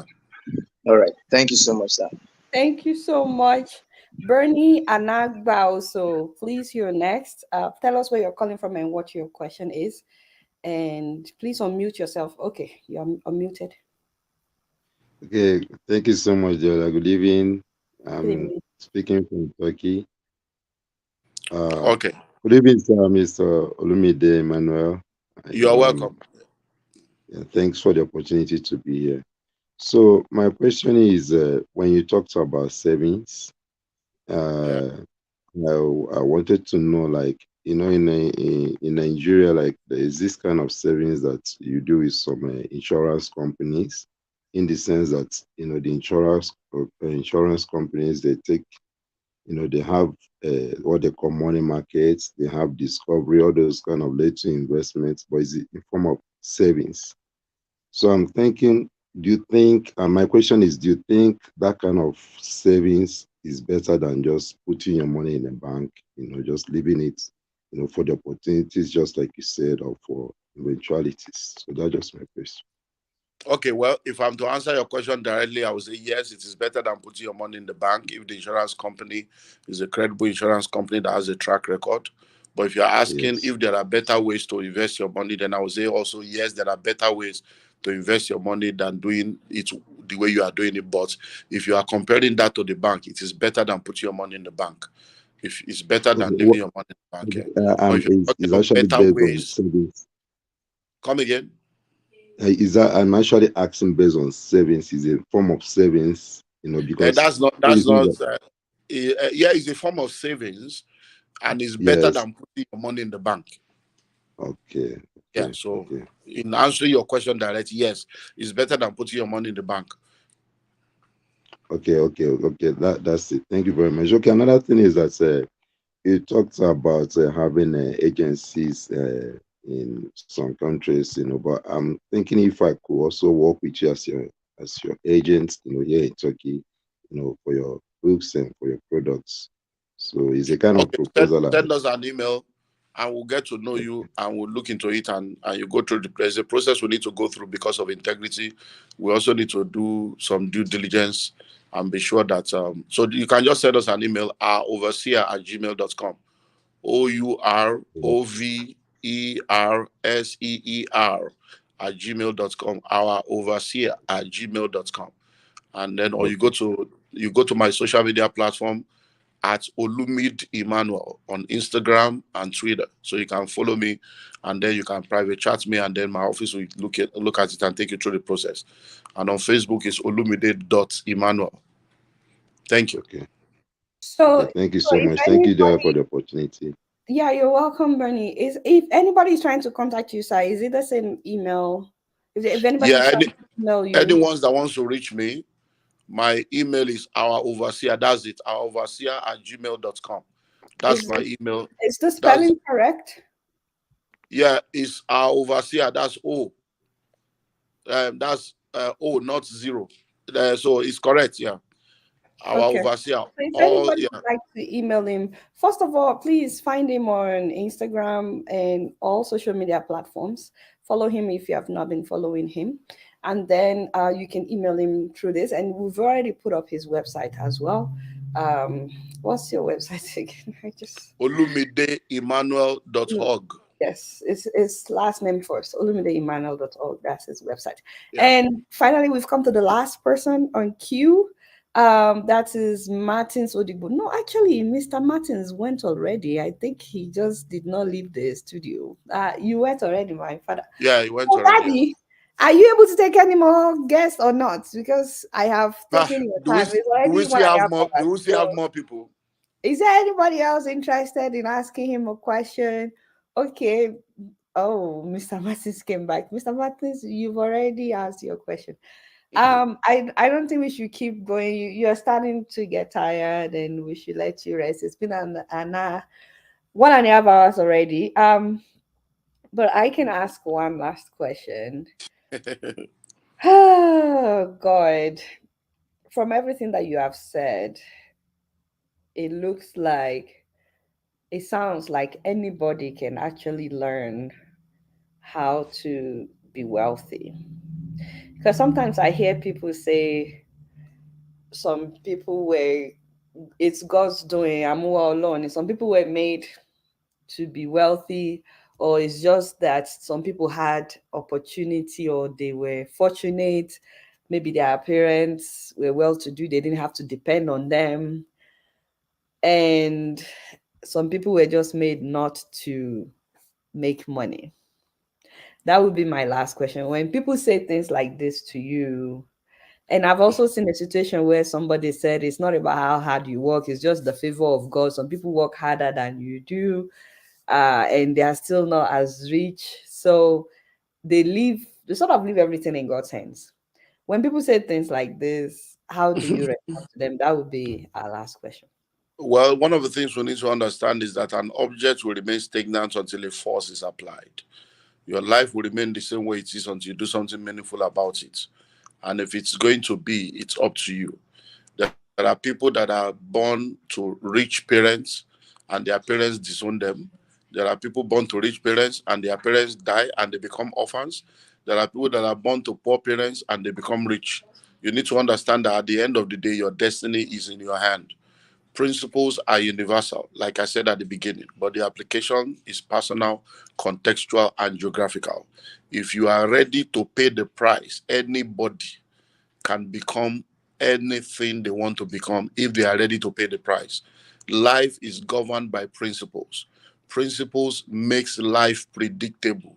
If you apply the principle anywhere in the world, it will work for you. It's just for you to be willing to apply the principle and then to stick to the plan, because all this ori and get rich quick scheme is not going to help us. You have to stick to the plan and be patient to see it produce. If you plant corn in few months, you are going to get an harvest. But if you plant apple or orange, you have to wait for a few years.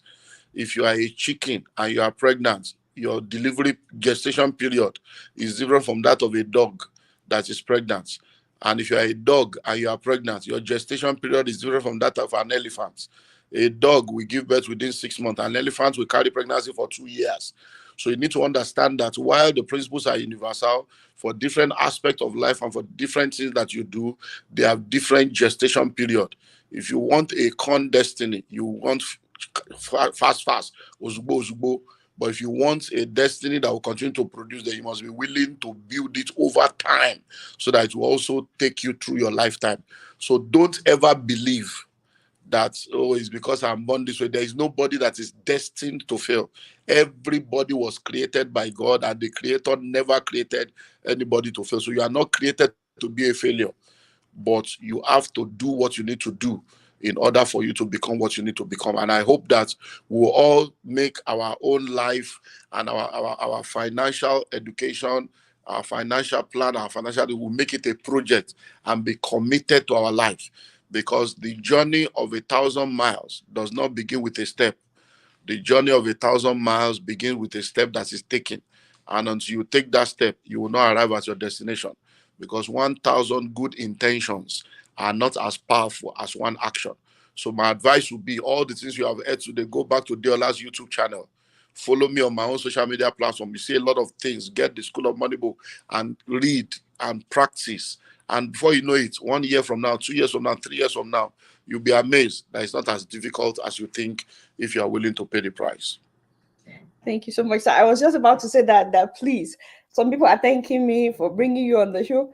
All that doesn't really matter. What matters to me is that a year from now, April 2024, please don't remain where you are after all that you have heard today. Please and please, whatever you have to do not remain where you are today. There has to be something that you can use from everything that he has shared today. Now, as we round up, please let people know about other learning opportunities that you have coming up that they can take advantage of.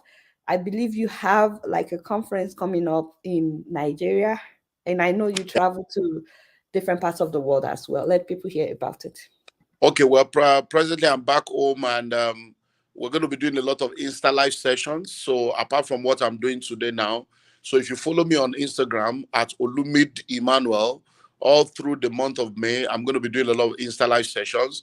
But I have a major conference coming up in July. It's called the Global Real Estate Executive Bootcamp. I've been in the real estate industry now for about 26 years. I've been privileged to have raised a lot of practitioners in the industry that are doing billions in turnover and doing amazingly well. Many of the major players in the industry that a lot of people know are people that I trained and mentored, and they are doing well. And we all have a story to share. So in the month of July, from Monday the 3rd to Sunday the 9th of July, for 7 days, we're going to be hosting that Global Real Estate Executive Bootcamp. It's 7 days, fully residential at the Sheraton Hotel and Towers, Ikeja, Lagos, Nigeria. And I'm going to be having about 28 different speakers. And you had Grace Ofure yesterday. She's going to be one of our speakers. She's an amazing woman of integrity, an amazing, kingdom citizen that is doing an amazing work in the real estate space. You've had Sujimoto also on this platform. He's also going to be one of our speakers. So I have a lot of all these guys. And I send the brochure to you so they can go to my platform and see the brochure. Now, the event is 7.5 million per person, and for the 7 days fully residential, it covers for the hotel bill, it covers for feeding and everything, covers for the entire lecture. We're going to be giving you about 1.5 million naira worth of product that are manuals, the Lagos 30-year plan, the master plan for Abuja and different locations. We're going to give that to you. You're going to be connected also to 1 year mentorship. So I'm going to be mentoring you for 1 year after the event. And for everyone that comes, we're also going to be giving you access to over 100 million naira worth of inventory of land and houses that you can also go and sell, make money, and then recover your money back. And next month, which is May, starting tomorrow, my birthday is on the 20th of May. And tomorrow, I'm bringing back the 50% discounts. So for 20 days, so between the 1st of May to the 20th of May, anyone that wants to be a part of that, your money will no more be 7.5 million. It will be 3,750,000 naira. So that's 50% discount for payment within the next 20 days. If you don't have the complete payment, if you make a minimum of 1 million naira deposit, we'll still accommodate you, reserve your slot, and you can balance up in June before the event. If you are coming from anywhere in the world, we already have 6 people coming from America. We have 4 people coming from the UK. We have 3 people coming from Qatar. So people are coming from all over the world. So if you are coming from outside Nigeria, you can come in on Sunday the 2nd. There is no additional cost. Just let us know, and they will pick you at the airport and take you to the hotel. And so if you want to be a part of that, you can go to the website www.olumideemmanuel.org/GREEB, GREEB, GREEB. And then you're going to see the brochure, you're going to see the link, you register, they'll tell you how to make payments, and then you can send us an email at ouroverseer@gmail.com, and then we'll take you from there. It's an opportunity that you cannot afford to miss. I can guarantee you all our projects and products are money back guarantee. I'm speaking on a global platform now.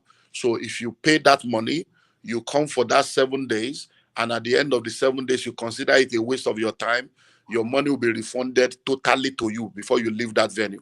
So all our programs, all our products, if you buy my book, it's money back guarantee. If you come for my conference, it's money back guarantee. because we are sure of what we do and we have result to show for it. So if you are listening to me right now, you want to be an investor, you want to be a business, you want to go into real estate investment or real estate business as a realtor, a developer, anything you want to do, just come. This is the best place to be. It's something that has never happened before, and it's an opportunity that I believe everybody should take advantage of. So I look forward to seeing those of you that are ready to take advantage of this opportunity within the next 20 days. Thank you, Adeola. Thank you so much. Real quick, I saw a comment that I just wanted to read. This is from Owen. He said, at the same time, money isn't the purpose for living or everything in life either. Money ain't the answer to purpose for living. So we do understand that. It's just that money makes it easier for you to achieve your purpose for living, whatever your purpose is. Money makes it easier, and it's more honorable not to borrow to fulfill your purpose if you can learn how to come up with the money yourself. That's why we're doing this. But again, it's not for everybody, it's for So whoever is. can I also give him an answer? Yeah, sure. Money is a tool for the fulfillment of your purpose. Exactly. That's all. It's a tool for the so whatever your purpose is, you need money to fulfill it. If your purpose is to serve God, you need money to buy Bible and transport yourself to church. If your purpose is to evangelize, you need money to dress so that you will not go naked for evangelism. If your purpose is to feed the poor, you need money to feed the poor. If your purpose, whatever your purpose is, money is what God gives you to fulfill that purpose. So money is not your purpose, but you need money to fulfill whatever purpose it is. Thank you. All right. Thank you so much once again. I have one last question, sir. I'm so sorry. I No just problem. you've said it several times that nobody gets rich on a salary basis. And just as we round up, there are people that will tell you that they function better under a structured company as an employee, that they don't know anything about business, they don't want to get into business, they like being told what to do, and they get promotion and stuff like that. So, but from what you have said, it's not just about starting a business. You can be a salary earner, but you can also be investing your salary. Just to be clear for people Okay, so to. let me help people to understand this. So listen and listen well. You can never, and I repeat, never become rich and wealthy with salary alone. But the fact that you are a salary earner, if you want to become rich, then you need to add investment to it. Everybody cannot be an entrepreneur, but everybody must be an investor. So if you are a salary earner, develop investment mentality and start investing. So I have a module that is called How to Create Wealth as a Career Person. And I give people the 8 steps to create wealth as a career person. And so I can maybe let me just run through that. Number 1 is start early. Start early. Number 2 is give it all it takes. Number 3 is get all the certification. Number 4 is network strategically. Number 5 is save heavily. Number 6 is invest heavily. Number 7 is activate multiple streams. Number 8 is observe covenant obligation, because you are either in the secret cult or you are in the secret place. There is no middle ground. So if you are a salary earner, you can become wealthy if you add investment to your salary. Everybody does not need to be an entrepreneur. But as a salary earner, if you start saving between 10 to 20% of your income over a period of time, you can continue to work, and that money can be put into an investment that will continue to work for you. And then you can begin to have multiple streams of income through multiple investment. And that added to your salary can help you to create wealth. Thank you. Thank you so much, sir. For those asking when Ness is coming to the US, please go on his website. You would find all those details. Yeah, Thank so you. I'll be lost, and I'm doing another 6 cities. So I'm going to be in New York, I'm going to be in New Jersey, I'm going to be in Maryland, I'm going to be in Atlanta, I'm going to be in Houston, and I'm going to be in Dallas. When? So I'm going to 6 cities in the US in August. So follow me on social. The best thing is my Instagram. Just follow me on Instagram. All the adverts will be there once we settle venues and the dates. Everything will be on my Instagram. Okay, so in August he'll be back in the US, and if you follow him on Instagram, his Instagram handle is what I just typed. You'll be able to know when he will be in a city near you or in your city. Once again, thank you so much, sir, for your time today. We've had you for 2 hours. It's been an eye-opening session. This will be on YouTube for those that did not join us at the beginning. And I'll make sure to cut out like different aspects of it as well to upload on YouTube. Thank you once again so much. Really Thank appreciate you. it. God bless you. Take care of yourself. Bye for now. All Bye. right, bye. Thank you so much, guys, for joining me today. I really appreciate having you. And please do not forget that next Sunday we'll be having a Nigerian woman who was working as an attorney for Shell, not just as an attorney. She was working for Shell Oil Company, making good money. And this woman quit her job to start a restaurant in the heart of New York City. So we'll be learning so much from her. You get to ask her all kinds of questions. Especially how she was able to get into that business. So if you have a full-time job, for example, but you have a passion for something else, please and please, you don't want to miss that. Also, if it looks like your parents are trying to force you to study something, but that's not what you're passionate about, but you did it anyways, does that mean you have to be stuck with that profession all your life? So please make sure that you join me and Folusho Salami, the owner of Dundu Restaurant in New York, next Sunday, the same time. It's 8 p.m. Nigerian time and 3 p.m. New York time. All right. Until next Sunday, I'll see you guys. Thank you so much for joining me. Bye.